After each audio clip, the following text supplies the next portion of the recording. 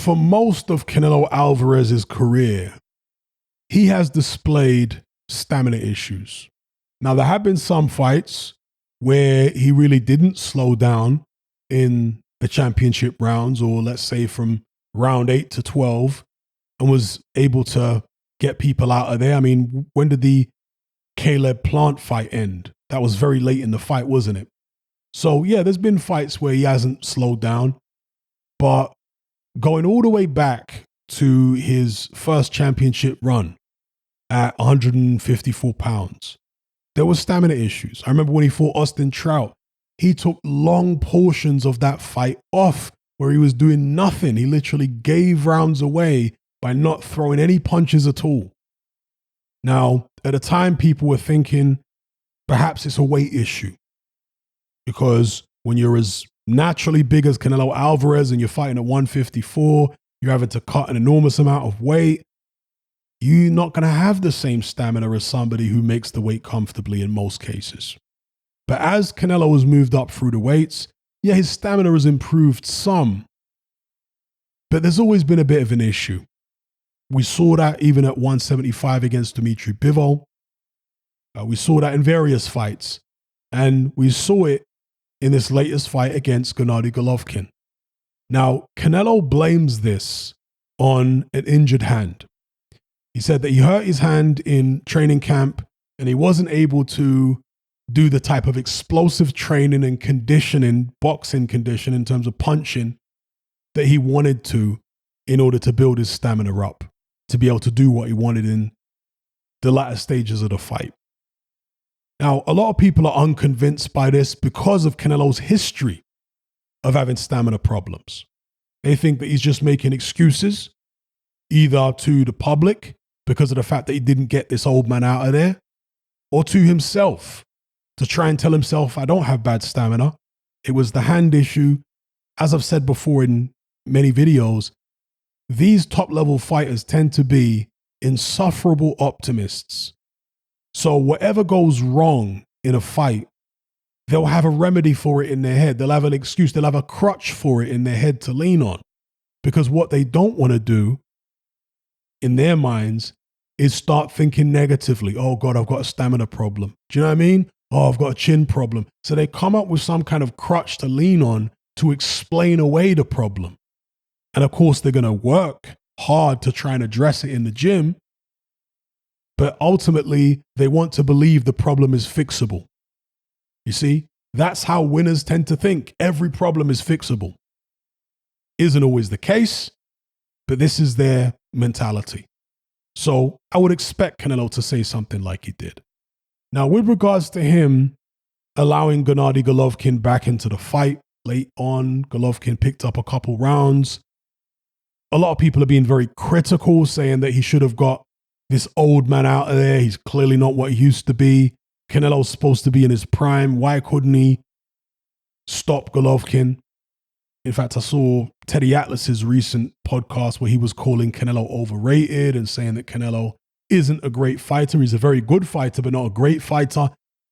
If he was great, he would have stopped Golovkin. I don't necessarily agree with that. Teddy Atlas seems to be forgetting that Canelo did stop a bigger man than Gennady Golovkin, who was past his best, in Sergey Kovalev. So while he's criticizing Canelo for not getting Golovkin out of there, where is the praise for him getting Kovalev out of there? Because again, according to Teddy Atlas, that's what Canelo should be doing against an older fighter. And Kovalev wasn't even as old as Gennady Golovkin. So based upon what I've seen of certainly Teddy Atlas, I don't think he's particularly objective. I know he's going to say he is and all that kind of thing. I don't think he's particularly objective when it comes to Canelo. You see, the thing about Canelo, as I've mentioned before, is yes, he has been a darling of the American boxing establishment for most of his career. He was given a gift by the WBC when they allowed him to fight for the vacant light middleweight title against Matthew Hatton. I mean, that was a gift if ever you've seen one. People talk about AJ against Charles Martin, people, that Canelo against Matthew Hatton is in the same bracket in terms of a gift, because Matthew Hatton had never fought at 154 before. And he was never a championship level fighter in his natural division of 147. And somehow the WBC gave Canelo this guy to fight for a vacant belt. Unbelievable. So, and of course, we've seen so many favorable decisions and crazy scorecards in Canelo's favor over the years. And this has rubbed a lot of fans up the wrong way. I get it. They want to see justice. They don't like the fact that the boxing establishment is so much on Canelo's side. They feel upset by it. When a guy like Golovkin, who doesn't have the favor of the boxing establishment that Canelo does, goes up against Canelo, it's almost like he represents the will of the fans who want justice in boxing, who want fairness in boxing. And Canelo represents the establishment. It's that kind of dynamic. And when you get caught up in all that, and I think Teddy Atlas is caught up in all that, and many boxing fans are caught up in all that, you're not going to really look at a lot of Canelo fights objectively, particularly when it comes to Golovkin. That's my viewpoint. Again, I looked at the second fight. The first fight was close. The second fight was close between Canelo and Golovkin. But the second one in particular, I went through that fight with a fine-tooth comb.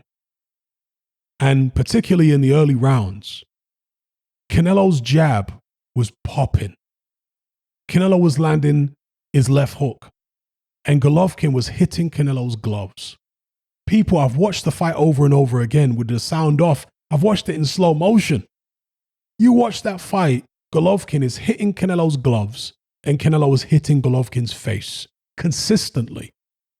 And I got up to like the 6th round, and that's how it was for most of the fight. Up until the 6th round, Canelo landing the clean shots and Golovkin hitting gloves. You don't score shots that land on people's gloves, folks.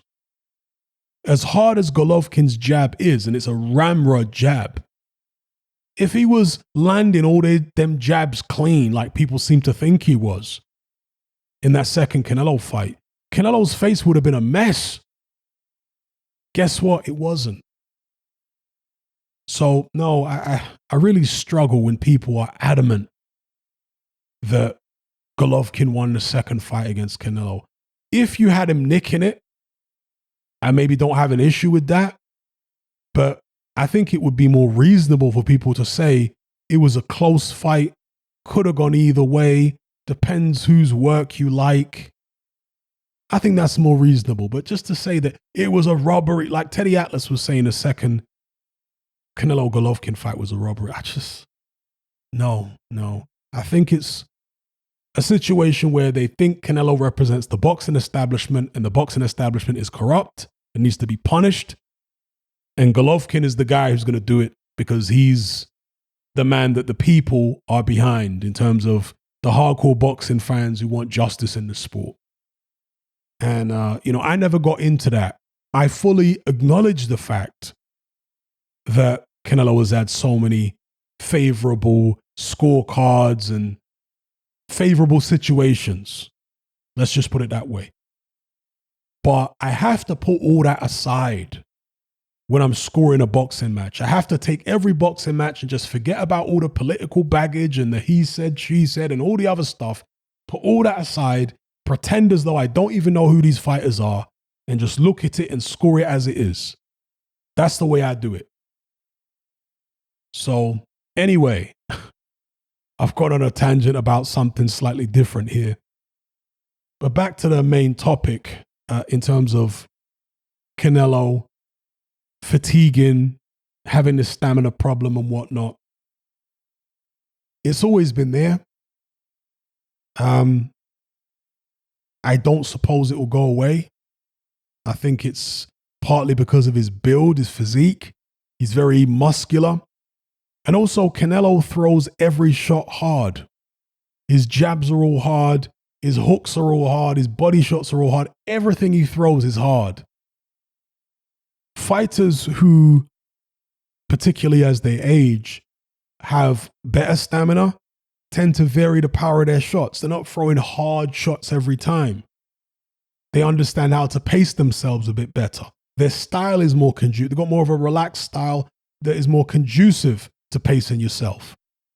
Whereas with Canelo, everything is thrown hard. So I think it's a combination of his physique, because he doesn't really have a physique that lends itself to volume, Canelo. He's very, very stocky and muscular, naturally. And he doesn't have a style that lends itself to having loads of energy, if you're loading up on all the shots. So that's what I'll say about that. In terms of his hand injury, maybe he did injure his hand. Maybe he wasn't able to train as intensely as he wanted to. But I can't imagine it would have made much difference, to be honest. Golovkin is a very, very tough man, even at 40 years of age. If you watch that Murata fight, as limited as Murata is, he's still a big, strong guy. He can punch a bit. And Golovkin was able to absorb what Murata hit him with. Golovkin's still very, very tough when it comes to the head. One criticism of Canelo, which I think is fair, is that he wasn't going to the body as much against Golovkin as people wanted him to. But sometimes it's easier said than done. A veteran fighter can find ways to hide their body and, counter you with shots if you try go for their body, anticipate when you're going to throw your body shots and beat you to the punch. So again, it's easier said than done. I'll leave it there. Let me know what you guys think in the comment section below. If you're tired of the biased narratives and mass censorship on mainstream platforms, and you want to be part of a community of critical thinkers who love free speech just as much as you do, then come and join me on Patreon and access my weekly no-holds-barred, censorship-free podcast where we lift the lid on a wide variety of controversial topics. It's not mainstream friendly, it's not politically correct, but that's the whole point.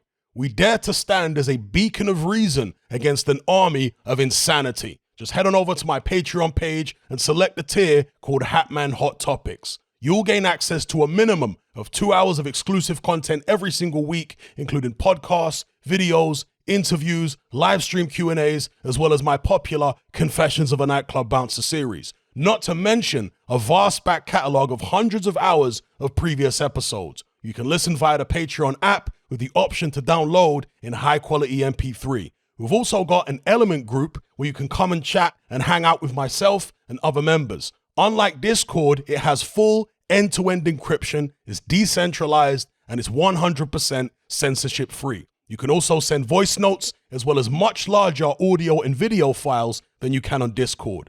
So come and sign up on Patreon. There's no contract, there's no commitment, you can cancel at any time, and it's cheaper than a cup of coffee. So I'll see you over there. I'm out.